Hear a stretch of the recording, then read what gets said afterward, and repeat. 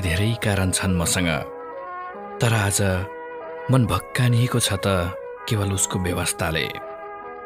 नबोल्दैमा तिमीप्रति रहेका मेरा अनगिन्ती भावनाहरूमा कमी आउने होइन, तर यो व्यवस्था किन? एकपटक प्रेममा हारेको छु, त्यही प्रेमको लागि कयौं पटक आफैलाई समाप्त गर्ने कोसिस गरेको छु। थाहा छ नि तिमीलाई, खुबै मुस्किलले टुटेको फुटेको मनलाई जोडेर तिम्रो हातमा राखिदिएको थिएँ।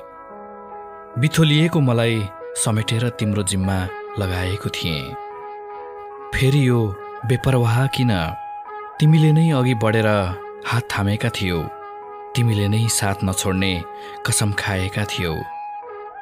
म त सिर्फ साथी बन्न चाहन्थे, तिमीले नै प्रेमी बन्ने हौसला दिएका थियौ।